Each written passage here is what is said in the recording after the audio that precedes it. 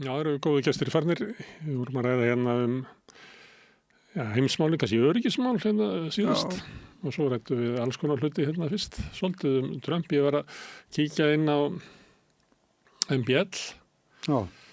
Hérna, þar til dæmis fréttum sem höfðu upp úr svona vangaveltum blaðamanns New York Times sem að hérna enda með því að segja greinina hérna kannski nægir honum að Trump ekki eignast Grænland, kannski þurfum við að eignast Ísland líka.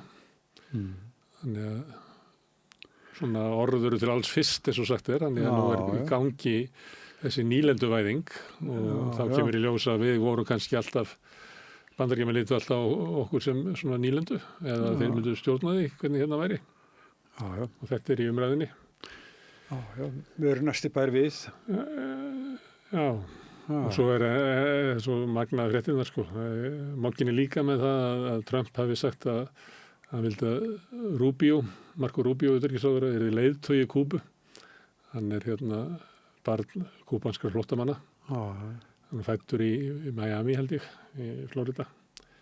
En þetta náttúrulega ekki alveg svona, hann spurður að þessu.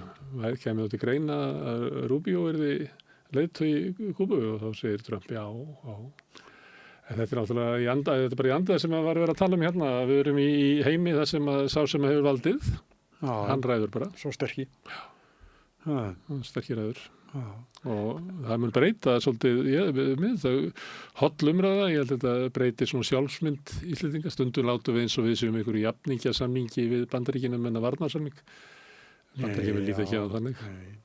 Þetta búin að vera fín umræða í dag, alveg frá því við byrjuðum, 20 mínútur í 1.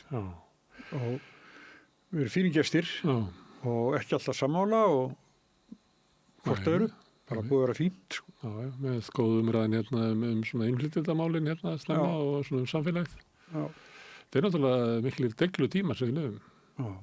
Og mér finnst það komið fram hérna að bæði sagt svona mannúðina í samfélaginu. Hún viðkvæm. Að þegar þú byrjar að sjóða svona ergelsi og hérna grimmd, þá brotnar traust á milli fólks. Og svo erum við náttúrulega hérna í seinni hlutunum að brotna traust á milli ríkja. Sem kannski erfitt að ná upp aftur. Það er ekki langa tíma, sko. Þú ert fljótari að brjóta disk heldur en að búa til disk. Og það er náttúrulega sem að mér hefur fundið svona undanfarið hérna að fólk alltaf normalisera sko Trump. Mér finnst það að vera leikur að eldinum. Það sem verið að tala þetta sé raunverulega eðlilegt og við sjálfum sér við einhvern veginn að bera ábyrgð á þessu. Að hérna þess vegna eigum við að taka þessu eins og þetta sé svona raunverulegt alvöru innlegg inn í umræðina.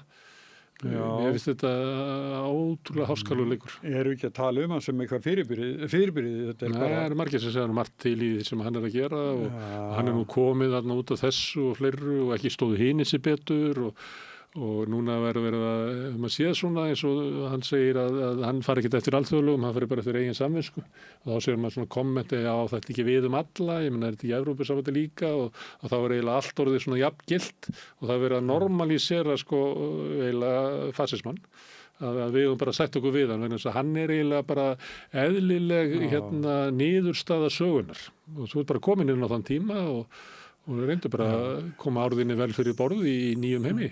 Það skilur ekki, Smári, hvernig stjórnsýslan í Bandaríkjunum virkar. Sko.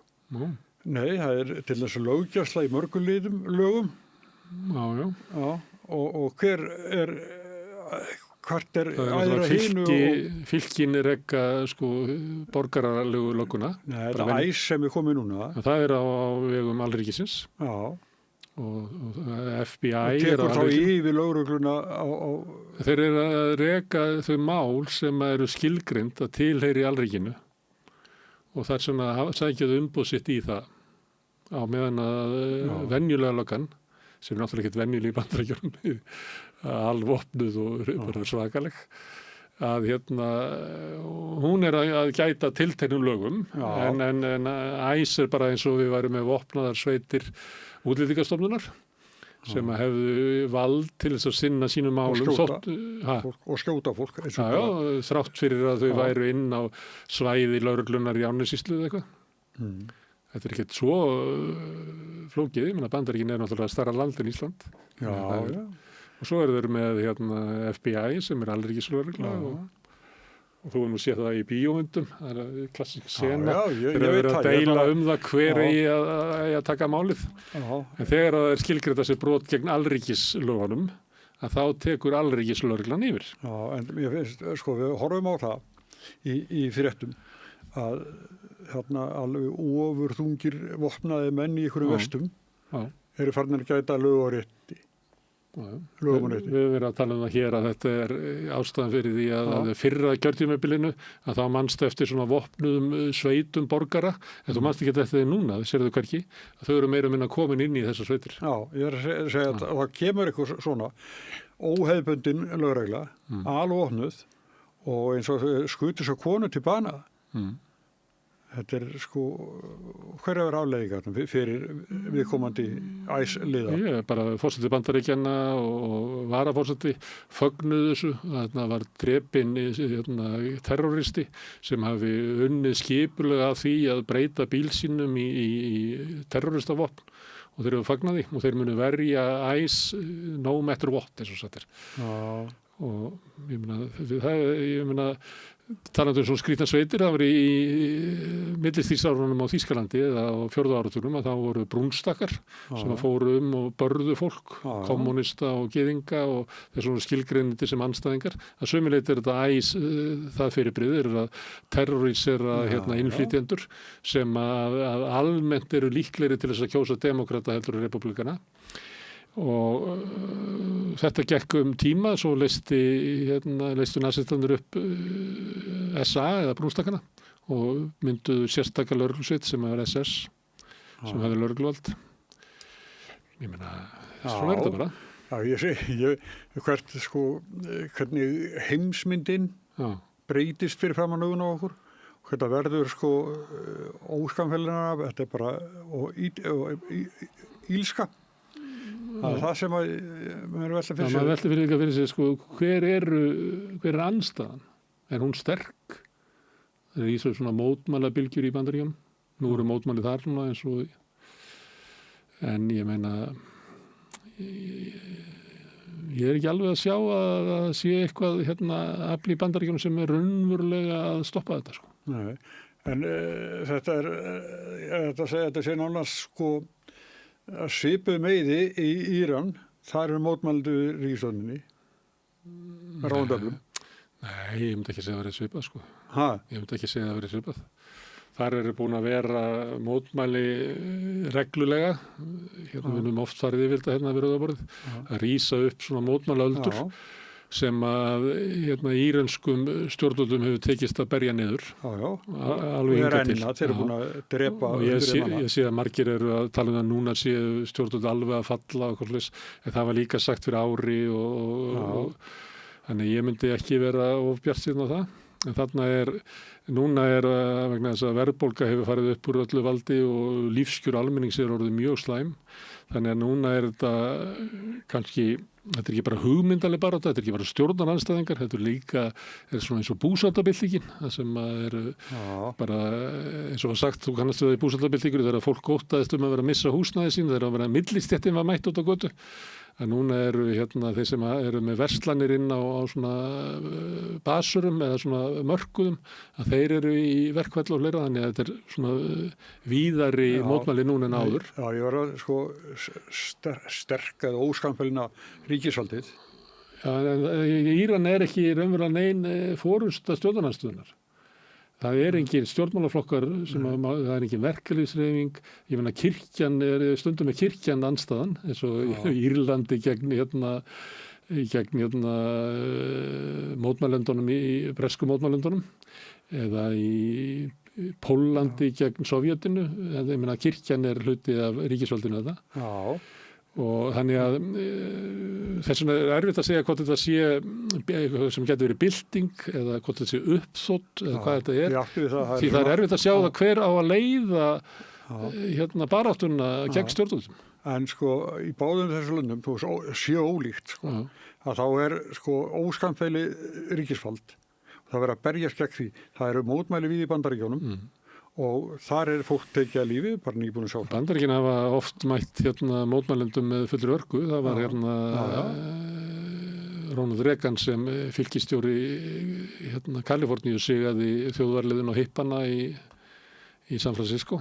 Og ég meina þú þekkir mannst þetta óeirðánum í kringum landsfund demokrata 68 og það bara, og mannstu í Selma þegar voru að fara yfir ykkur að brú og það bara mætt með fullkomnu ofbeldi og það það sem að Bandaríkin vanalega gera þegar það órói innan lands að þá því mætt bara með fullkomnu ofbeldi. Ég var að segja það og það líka í ólíku landi eins og ég, það bara sömu stundu sko. Það sem bara fullkomið ofbeldi. Bandaríkin ættu að hafa miklu skipulagðri andstöðu við stjórnvöld Trump sem að mér finnst svona, við erum með demokrataflokk sem að sumuleyti ætlar að spila svolítið á þetta. Vonast til þess að það verði bara svo, Trump verði svo ómissvöld að hann vinni kosningarna fyrir þau. En þeir eru ekki að bjóða upp á svona raunvöldana valkost.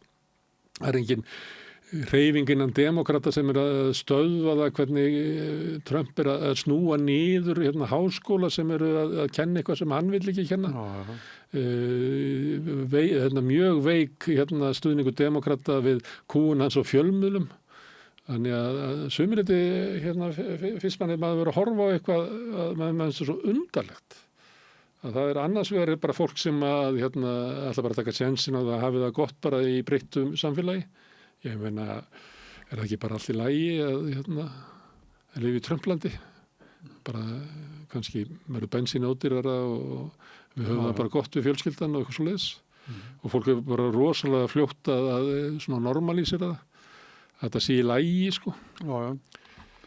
Þannig að það ekki þannig að það sé að brjótast út borgarastöð í Bandaríkjunum. Ég minnst að líklega að það geti gerst í Íran. Og svo náttúrulega líklegt að Bandaríkin. Ég alltaf sko hörkuna gegn þeim sem eru. Svona stjórnvöldið landstöða, sko. Við, það er kannski ekki hægt að líka þið saman en að horfa á hvernig breska lögreglan tekur á mótmælum gegn þjóðamorðinu í Gaza ekki í lagi, sko. Að handtaka þar og sitja í fangelsi, ömmur fyrir að eins og þessi sko brjóta gegn öryggishagsmunum og það heldur líka fólki sem situr þar í fangelsi að þeir búið að skilgreina einhverja mótmælarhefingu sem terroristasamtök eða gegn þjóðaröryggi. Þar fólki að svelta sig til dauðs eins og í Iragerði sín tíma. Ég held að eitt að sé komin yfir sko 57. dag. Ég man eftir það maður var ungur og var að lesa hunguverkvall í Irak. Að þá það kemur svona point of no return, sko. Mér minnir að hafi verið eitthvað staði kringu svona 54. daginn, náttúrulega eitthvað persónubundið, að þá þetta orðið þannig að þó þú farir að borða, að þá líka minn komin í eitthvað þannig ástand að hann farin svona að nærast á sjálfu sér og það ekkert víst að lífiðinu verði bjargað eftir það. Þetta fólk sem eru samviskufangar bara í Bretlandi. Það gott að vita þetta og maður heim í heita vöflur eða eitthvað. Herðu, en við ræddum kannski ekki mikið pólitík, við ræddum aðeins Flokk fólksins og sérstakar stöðu hans. Við ræddum ekki oddvitarslaginn í Samfylkingunni, sem líklega svona hörðustu átöki sem fram undan. Það svolítið merkilegt, sko, að því að Heiða Björg borgarstjóri, hún skipar bara rannsóknarliði á Pétur Hafliða Marteinsson. Svolítið trumpist svona að reyna að draga andstæðingur upp að hans í lögbrotir. Hann náttúrulega, sko, hann sagði þessi ekki úr stjórn þessa byggingafélags bara fyrir en daginn sem að heimildin hringdi í hann. En ég veit ekki hvort það sé tilefni til þess að óbefra rannsókn. En það mikil hiti í Samfylkingunni, alveg rosalur hiti. Þess vegna til dæmis fór þetta viðtal hennar Kristrúnar svona sprakk út. Það sem hefur verið að vitna í fyrst og fremst andmæli innan úr Samfylkingunni sem ég held að tengist þessu leiðtogakjöri að hún fer einhvern veginn og hún hefur aldrei gefið Heiðu neitt séns. Hún hefur aldrei svona ef þú formaður Samfylkinguna ættir ekki að vera ánað með Samfylkingin sem með borgarstjórann. Hún myndaði nýjan meirihluta þegar Einar Þorsteins ætlaði að þá var það Heiða Björg sem gerði það og hún verður borgarstjóri en hún hefur aldrei fengið eins og svona vink frá Kristrúnu þannig að hún augljóslega ekki í hennar liði og það komið fram að þau töluðu saman hún og Pétur áður en hann fór fram. og það er svona opinbert leyndamál að aðstoðarmaður Kristrúnar sem var kosningastjóri hennar, hann Ólafur Kjaran, hann stýri kosningabaráttu Péturs. Þannig að þarna verða mikil átök sko. Og hvernig sko samfélkingin kemur svo út úr þessu, ég veit það ekki sko. Ég veit spurningum hvað Kristrún fær út úr því að vera með eitthvað svona nota þetta sem tæki til þess að ná algjörlega undir sig flokknum sko. Ég meina hvort það sé ekki allir lagi að sé svona aðeins vinstri sinnað fólk í Reykjavík. Lastu það sem að Gauti Björgjesson skrifaði? Já. Hann er náttúrulega bróðir Dags, en það var ekki Dagur sem var að skrifa þetta. Gauti getur alveg, hann náttúrulega býr í Bandaríkjunum. Og hann horfir upp á að byrja, hvað formaður samfélkingarinnar að taka undir útlendingastefnu miðflokksins sem að leysa Bandaríkin upp í einhverjum fáráleika. Þannig að bara það var svo augljóst að því að það sem var skrifað, hann var bara sleginn yfir þessu. Þetta kom mjög óvart. Hún hefur ekki leikið marga sko óleiki eða vondaleiki. Nei, hún hefur gert þetta eins og var áður. Við töluðum mikið það þegar hún allt í einu steig inn í útlendingaumræðuna, byrjaði í podcastinu hans Þórarins Hjartarsonar, ein pæling, þá kom hún allt í einu og tók undir sko hægrinu og var að tala að það var ekki hægt að reka taka inn útlendinga og verja velferðarkerfið á sama tíma. Við ræddum svolítið það og meðal annars Eiríkur Bergmann var að reyna að greina það hvað áhrif þetta hefði haft á fylgið og hann var á því að þetta hefði ekki aukið fylgi hennar. Og ég minnir hann að verið næstu á því að hugsalega þetta bara stoppað sko uppstreymið til hennar. En núna kemur hún aftur og svolítið með að teygja sig í áttina að miðflokknum og hans orðræðu. Ég held að það mun ekki auka fylgi í samfélaginu. Nei, það getur ekki verið. Getur ekki verið. Bara flæðir að, ég skil ekki akkur um þessu. Nei. Kannski þetta... Nefnum meinir það. Já, hún með þessa skoðun. Þetta var hún í kryddsíðinum í ána með Sigmund. Sástu það? Nei, en ég finnst það bara skemmtilegur. Sem það er ekki það því. Já, þú meina það, já. Viðreisn, ég hef engan eitt sem að tala við mig leiðtogakjör í Viðreisn. Nei. Þar eru 3 í boði. Já. Sumir spyrja mig hvað með hver oddviti miðflokksins á geta koma fréttir af því? Og það að Björn Ingi minn hafa tekið að sér að finna einhvern. Það er svolítið sérstætt. Það sé ekki einhvern kjördæmar á eða kostingast. Hefur engin spurt Vigdísi Hauksdóttur? Ég held að hún hafi sagt einhvern veginn haust að hún ætlaði ekki. Já. Það finnst það sko. Já. En hún náttúrulega eina manneskjan sem hefur verið borgarfulltrúi fyrir miðflokkinn. Já. Það náðu ekki einn manni síðan. Þá kom flugmaður ekki úr Fossvogi. Já, ég man ekki verið að vera. Þeir hljóta að finna eitthvað. En hann var varamaður hennar sem núna Ísland þvert að flokka. Svo alltaf þeir eru líklega að bjóða fram. Þeir alltaf líklega að bjóða fram Ísland þvert að flokka. Já. Og mjög svo þeir upplifið það að þeir séu bara að fá 7-8 borgarfulltrúa. Það er alltaf verið mati á þeim að því að þeir eru lokar inn í svona búblu. Þeir eru alltaf svo sannfærður að þeir séu að tala bara fyrir hönd þjóðarinnar. Þannig að ég veit ekki hvað... Sturla Jónsson held þetta í forsetaframbúðinu. Af því að hann mældist með kannski bara 70, 80, 90% stuðning í svokölluðum skoðanakönnunum út af sögu. Þannig að fólk getur lent í þessu. Það var ekkert svo margir sem buðu sig fram síðast. Það var samt Ábyrg framtíð sem var svona COVID-flokkur og var ekki einhver annar svona hægri flokkur. 2018 þá voru 16 flokkar sem buðu fram í Reykjavík. Þá var það þjóðveldisflokkurinn, já, kallaflokkurinn, alls konar flokkar. Kallaflokkurinn. Það var karlaframbóð til þess að verja okkur karlana fyrir yfirgangi kvennana. Þannig að það getur ýmislegt gerst. Svo náttúrulega þetta komið í ljós hvað verður úr þessu voru til vinstri, hvort að VG eða Pírata ætla að bjóða fram. Sósíalistarnir vilja ekki verið í því, þeir ætla að bjóða fram, ég veit ekki hvernig þeir ætla að bjóða fram. Þeir ætla að bjóða fram. Ég hugsa það, reyni það. Já. Og svo voru til vinstri, sko. Já.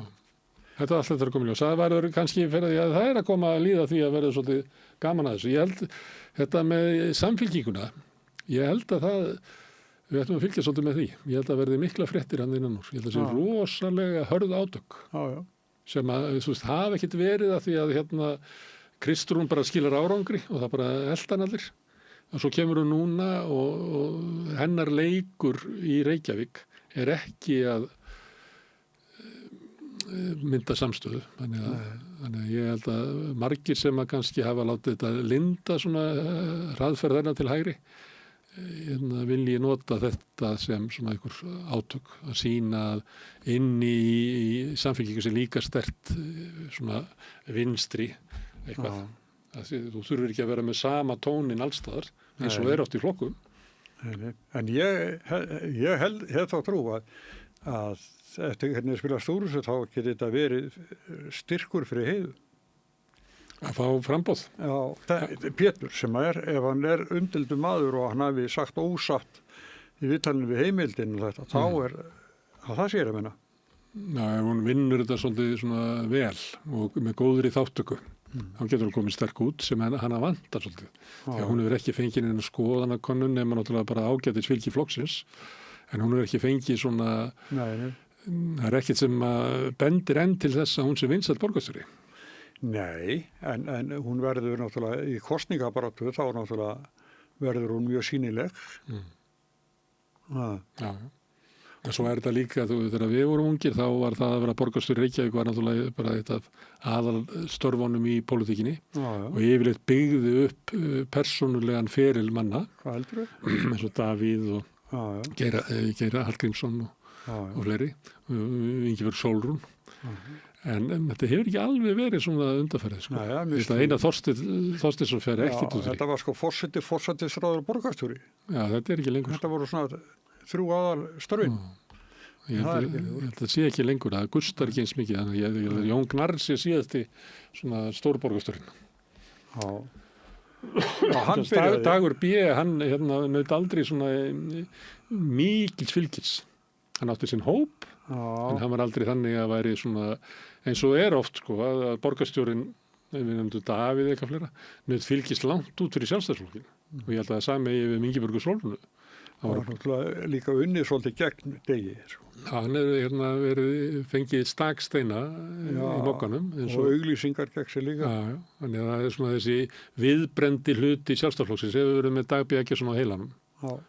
Og það hefur svolítið skadaðan pólitískt sko, því að fólk er svo skrítið hérna, að ef þessi viðbrendi hluti er bara nógu einbeittur í því að grafa undan einhverjum, að þá draga sig allir tilbaka og það er hluta því sem ég verið að velta fyrir mér út á uppgangi Trump og svona yfirgengilega dónaskapar bara í pólitíkinni og andmannúðar, að það er þessi viðbröð að megið þorri fólks bara dregur að sér hendunar.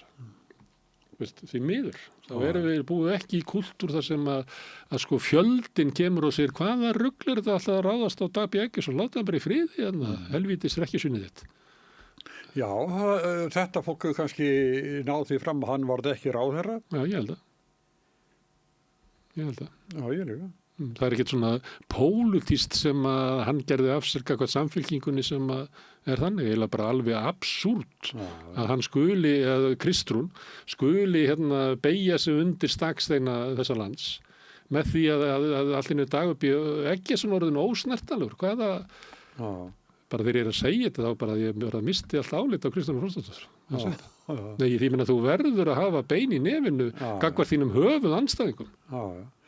Já. Herðu, endum þannig.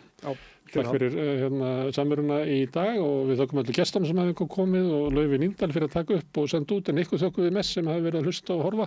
Ég minni á að þið hafi byggt upp samstöðuna bara með því að segja vinum vandaminu frá efni sem við sjáum hérna og finnur fólk okkur á Facebook, á YouTube, í öllum hlaðarsveitum, bæði undir nafni samstöðunar og einstaka þátta, til dæmis Ef þú vilt bara horfa á sína Egils, þá getur þú mert við það á þinni hlaðarsveitu. Við erum komin í útvarpið á 89,1 á stóra höfuðborgarsvæðinu, það má sækja þar útvarpsendingar á spilarann. Spilarinn.is er á netinu, svo vel spilar líka app sem má hlaða niður í síman og hlusta á samstöðun og allar íslenskar útvarpsstöðvar hvað sem er í heiminum, það sem er net á annað borð. Svo erum við komin í sjónvarpið til þeirra sem er svo heppin að skipta við fjarskiptafyrirtæki Síma, þar erum við númer 5 á fjarstýringunni. Við erum líka komin í kabelkerfin hérna suður með sjó og kannski ef þið vill, ég veit það ekki. Munu önnur fjarskiptafyrirtæki bjóða sínum viðskiptunum upp á efni frá samstöðunni sem er 24 tíma sólarhring, 7 daga vikunar, allan ársins hring, samfélagsumræða í sonum Egils, Rauðaborðinu og öðrum þáttum samstöðunnar. Það sem að knýr samstöðun áfram er sá hluti áhorfenda og áhorfenda sem að gerst áskrifundur. Það er fólk sem að gerir sér grein fyrir því að fjölmiðlun er ekki sjálfsagður hlutur í samfélaginu eins og það er núna. Nú eru flesti fjölmiðlar í eigu auðfólks og þess vegna er mikilvægt að við sjáum alltaf til hvort það sé hægt að láta þessa tilraun okkar ganga upp, að byggja upp fjölmiðl sem er í eigu áhorfenda og áheyrenda. Og það er fólk sem hefur átt að segja þessu og gesta áskrifundur. Ef þú vilt slást í þann hóp, þá getur þú farið inn á samstöðun.is, þannig hnappur sem aðstendur áskrift, þannig getur þú skráðið fyrir grunnáskriftinu sem er 2.750 krónur. Þú mátt borga meira og vilt og þeir sem er kjósið getur látið áskriftina renna sem félagsgjöldin í alþýðufélagi, en það er mitt alþýðufélagi sem áreikur samstöðuna. Þetta er orðið gott í bili okkur í kvöld, í njótið þess sem eftir er helginni. Við verðum svo aftur hérna með Rauðaborðið á morgun klukkan 8. Því miður eru ekki fréttir því að við lásum það út úr tillögum Loga Einarssonar, menningarráðherra, sem að reyndar verður gestur hér annað kvöld, öllu óbreyttu. Við lásum það út að fengju flestir fjölmiðlar sem að hafa fengið stuðning hingað til, fái áfram stuðning. Stóru fjölmiðlarnir sem eru í eigu auðfólksins fá rosalega mikið viðbót, en reglunum var breytt þannig að það sem að við erum að leggja höfuð áherslu á útvarp og sjónvarp og teljum það verða mikilvægt, að þá var búna til reglur sem að við sjáum ekki betur en að séu þannig smíðaðar að samstöðun njóti ekki ríkisstyrks hérðan í frá. Þess mikilvægara er að við fáum stuðning frá þér áhorfandi og áheyrandi góður. Þetta er gott í bili.